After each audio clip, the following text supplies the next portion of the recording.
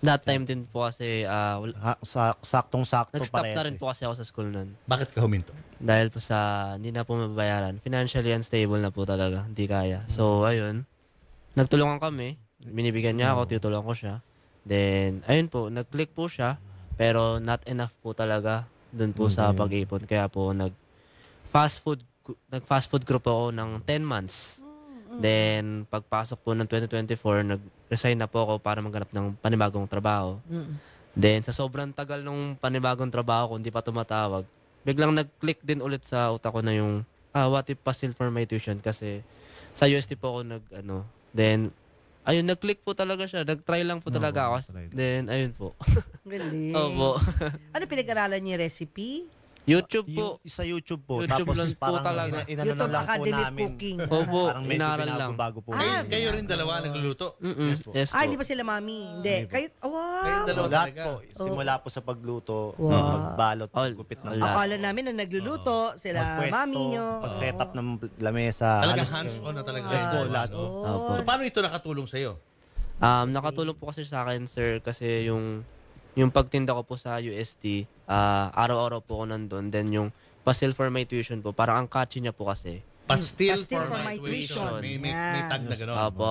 So, nagtinda po ako dun. And yung mga unang-una, wala masyadong pumansin. Oo. Then, medyo kasi more on online tayo, sir eh. So, mabilis ako ma-videoan at ma-upload. Ayun, na-upload po ako nung una. Tapos, Then, ayun po, tuloy-tuloy na po. paano sila nag-order sa'yo? Hindi po, andun lang po ako nagtitinda. Talagang pinupuntahan ka nila? Hindi, pupunta po ako sa UST. Tapos, May street po doon. nung Tapos, in-upload mo na yan, ano naging feedback ng mga tao? masarap. Tapos, tulungan daw po nila ako. Ganun. Mga Tapos, food vloggers, meron bang tumulong sa'yo? Ano, mga food nung vloggers? nasa UST po ako, wala pa po, ma'am. pa, okay. Opo. Tapos, after po nun, wala na po kasing pasok yung school na po nun. Doon na po ako sa kanto lang po namin. Then doon po nagsipagpasukan yung mga vloggers po. Opo. Kasi meron din po kasi akong TikTok and gumagawa rin po kasi ako ng video. Content. Ilan Dun na po- followers mo sa TikTok? 25K po. Ang dami na rin. So, nakatulong yung exposure sa Yes, opo. Kasi Oo. passion ko rin po kasi mag-video. Kaya na-upload ko po siya sa TikTok din. Nakikilala po. Ayun po. So, dati, ang kita mo, nung nagsisimula ka pa lang, kayong dalawa, mga magkano? Siya po, Yung pinakamalaki na, nung nagsisimula pa lang kayo. Oo. Yung pinakamalaking kinikita ninyo. siya 1.5 po. 1.5 a day. Pag naubos po, sir, yung Pag pastil. naubos. Opo. Then ako, binibigyan niya lang po ako that time. 300, ganun. Ngayon, nung sumikat ka na, dun sa mga vlog-vlog, So, kamusta? yung 1.5 a day na po na yun, kinikita ko po yun sa isang araw kasi nauubos po siya agad eh. Yun na yun, yung kita mo. Opo, Nung yun ano ka na, nung binablog ka na ng mga vloggers. Opo, yun na po yun. Tapos yung 1.5, anong ginagawa mo ron? Ano po yun, yung talaga pong ang ginagawa ko po talaga dati, talagang sagad yung savings. Wala matitira sa akin. Paano sagad yung savings? Sagad mo nagagastos yung 1.5. Ubos. 1.5, parang 80% nun sa savings. Ayun, tinatago mo. 80% tatago. Tapos yung matitira, breakfast lang po ang pagkain ko eh. Tapos yung iba po, di ko na po alam saan nabibili pero yung breakfast lang po talaga yung pagkain Anong typical breakfast mo?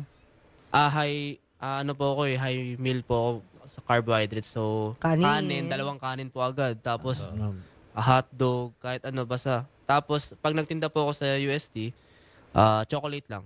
Any chocolate biscuit. Kasi, lunch and dinner, wala na. carbohydrate, yung sugar po Sugar kasi. daw, sugar. kasi, yung kinuha ko. Kaya, medyo mataas yung, kahit chocolate lang siya na maliit. So, yun, bahala na sa gabi. Kung may makain, swerte. Kung wala, edi wala. Hindi mo kinakain yung paninda mo. Hindi po talaga. Ubus sir. na eh. Promise, Naubos, hindi wala na po. natitira eh. Pero syempre, kinakain mo rin paminsan-minsan. Opo, meron pong one time na, kasi bibili po ako sa tindahan malayo. Kakain lang ako pag masakit na tiyan ko eh.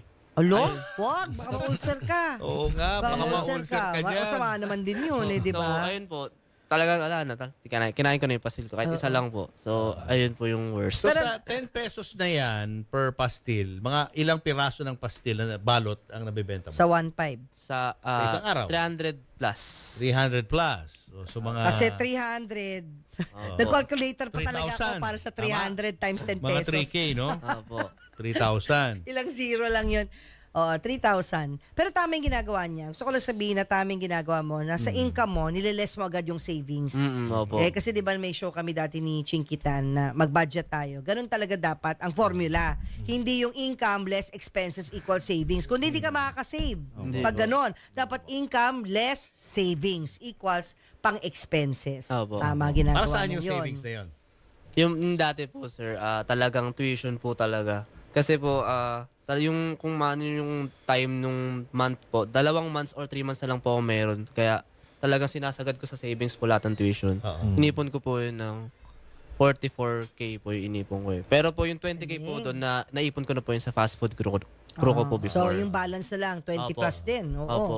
So nabayaran mo? Yung tuition mo? Actually, Galing. nabayaran Dahil sa ko. pagtitinda ng pastil. Yes. Galing, ano? Ang galing. Gano'ng katagal mo yun binuno?